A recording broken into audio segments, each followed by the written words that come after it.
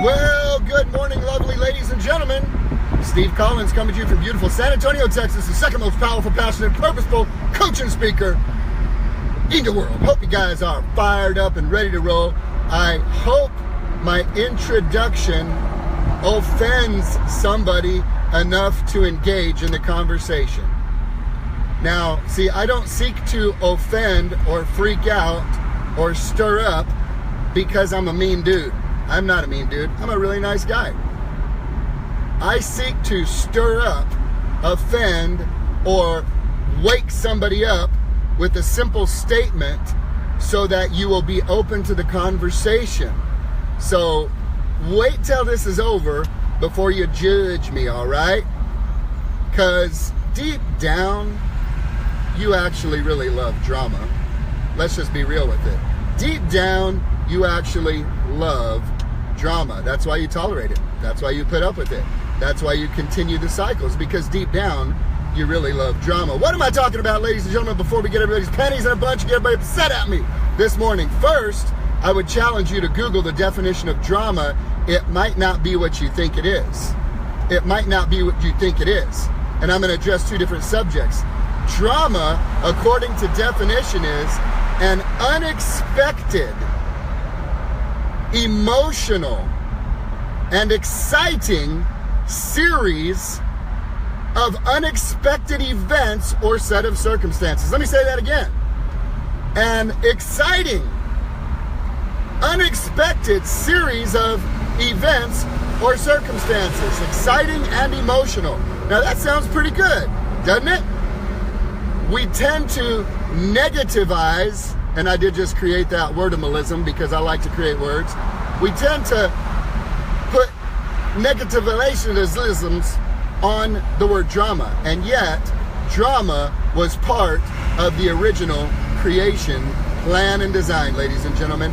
We just tend to demonize the word drama. So let's address what I mean by that from a negative perspective and a negative cycle, and then we'll wind up ending with a positive cycle. Okay? When I say you deep down inside, you really love drama because that's why you continue to tolerate it and perpetuate it, I'm going to talk about it in the negative consequence and the negative context and the negative concept. Drama and the negative concept, by definition, which is an emotional or exciting, unexpected set of circumstances or series of events, is related to how you show up and what you tell yourself that makes it negative. You see, if you are allowing yourself to be abused, if you are allowing yourself to be taken advantage of, if you are allowing yourself to have somebody break your heart and break you down, I know it's hard to break out of that, and yet there's a familiarity in it that you know how to deal with, which is why you subconsciously continue to pursue and basically perpetuate that environment or relationship, because it's more scary to step out and begin again than it is to deal with what you know how to deal with. You see, because most people know how to feel broken. Most people know how to feel hurt. Most people know how to feel brokenhearted. Most people know how to feel anger and frustration. Do you see, it takes some real discipline for a person to actually begin to enjoy a life of love, joy, peace, patience, kindness, goodness, gentleness, faithfulness, and self-control. So I am going to say what I have said before that came out of my heart one morning, what you would think was accidentally, and yet I know it really is true, and that is this. Negative drama is nothing more, nothing less than a counterfeit for the adventure-filled, faith-filled life God has created and intends you to live. Let me say that again. Negative drama in your life is nothing more than an empty counterfeit of the adventurous, joyful life God intended for you to live in relationship with Him. You see, drama is the counterfeit because there are negative effects to the negative drama And yet, a faith-filled, adventure-filled life with your Creator creates almost the identical emotions of negative drama, of excitement, of enthusiasm, of freaking out, of uncertainty, of not being sure what's going to happen or how it's going to go down. And that adventure-filled life with God, though, is bathed in a foundation of trust, trusting that He is good and that He loves you like crazy, even in your craziness. You see, that was our intention, to live not a boring, religious, stupid life of, I don't drink, I don't cuss, I don't chew, and I don't hang with those that do. I go to church every Sunday. Yes, baby doll, but you look like a bulldog baptized in lemon juice. Nobody likes you because you're weird, you're irrelevant, you're stupid, you're mean, unloving, unkind, and judgmental. I don't want to go to church with you. I don't even want to be a friend because you're religious. You aren't living a faith-filled, joyful, adventurous life of love. No. That's why ain't nobody want to be your friend. Because you're religious. You're not having an adventure-filled life. So what am I talking about? Deep down inside, you know you love drama. Because you know how to feel broken. You know how to feel hurt. You know how to feel depressed. You know how to deal with anger. You know how to deal with disappointment. You know how to deal with the set of expectations. Well, she always does that. She's always going to do it. He always does that, and he's always going to do it because it's familiar. So let me switch the context on you now. I'll make you feel better now that I beat you down a minute, okay?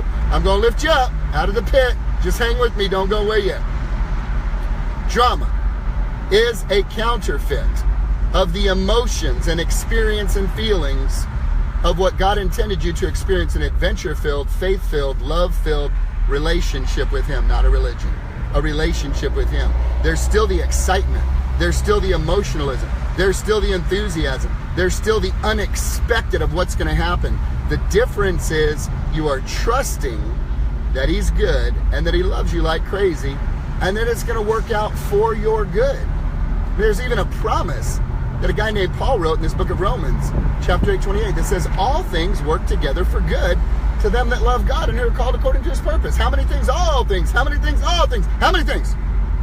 I actually heard you guys in Facebook world. Y'all said all things, not some things, not a couple things, not 2, 3 things. All things work together for good.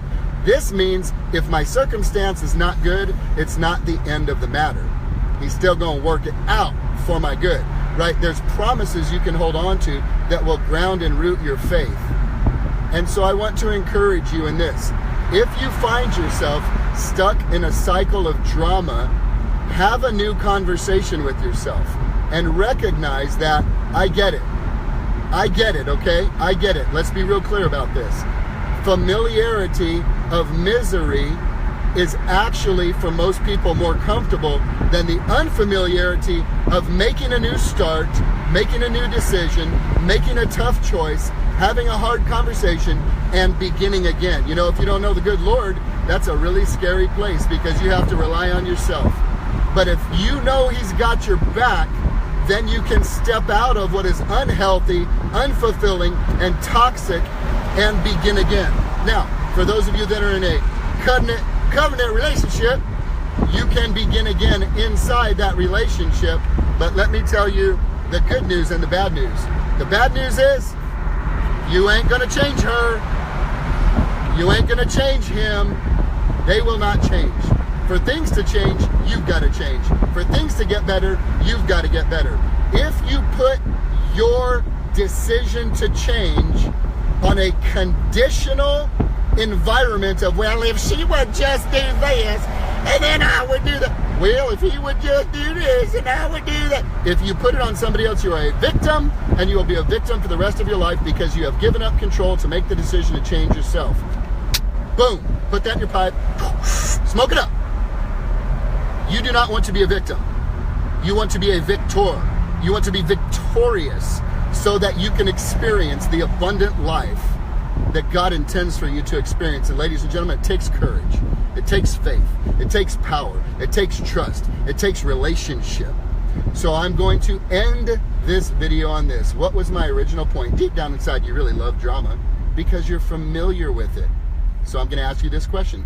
Is the definition of drama that I gave you this morning, that if you ask Siri what's the definition of drama, she will say, an unexpected, emotional series of events or circumstances that can be exciting. You see, that sounds positive, doesn't it? In relationship with a loving Father, you got it going on because it's an adventure, because you step out by faith, because you don't know what the end result will be, but you have a promise that the end will be good because you trust in Him, okay? So, drama is a counterfeit to that. We were created to experience and enjoy and love and feel most alive when we're having those emotions that are a combination of certainty and uncertainty. Are you in a toxic relationship? Are you in a toxic environment? I have 2 words for you. Get out. If you are in a covenant relationship and you have made a promise, change you. Get to work on you. Don't wait for him or her to change for you to say, then I'll change. You know, people grow into the conversations you create around them. What would happen? I'm just going to ask, what would happen if you began treating your husband or wife as if they were amazing when they're not? What would happen if you loved on your wife or husband as if they were incredible when they're not? What would happen if you extended grace and mercy and kindness to them when they did not deserve it? What could happen? I'll tell you what could happen. You do it long enough with the good Lord's help, you change, they will change. I promise you. I promise you. If you do it long enough with the right motives and the right intention, understanding that you are a victim if you're waiting to make your changes until they change. Now, if you're getting beat up or you're being abused physically, mentally, emotionally, or spiritually, then you might want to seek some wise counsel and get out and not do that. Yet for those of you that are just experiencing the garden variety stresses of a committed relationship, for things to change, you got to change. For things to get better, you got to get better. Please don't wait for the other party, because you'll be waiting for the rest of your life. Now, I wrap this up with this. What's your way out, ladies and gentlemen? It's a decision. You must decide. Have you heard of suicide, homicide, genocide? That has to do with killing, right? Decide, by definition, means I'm killing off all other options. Decide. There's a difference between being interested or even considering something and being committed to deciding something. Once you decide, you can move forward in this change. Do you have drama in your life? It may not be a bad thing if it's full of love, joy, peace, patience, kindness, goodness, gentleness, faithfulness, and self-control. But if it's full of toxicity, cursing, heartbreaking, abuse, beaten down, being miserable, it's time for a change. And if nobody else has told you that you have the power to do it, let Brother Steve Collins tell you. Not only can you do it, you should do it. Be willing to suffer the pain of temporary insecurity and temporary lack of fulfillment in order to build this new chapter in your life. Ladies and gentlemen, it's one life. It's just one life. So ask yourself the question, are you so familiar with negative drama and misery that you're actually more comfortable experiencing it than taking that leap of faith to create a better life for yourself? Because you know what? You deserve it. God didn't make no junk, and He doesn't want you to live beneath what He created the opportunity for you to live in. Love y'all.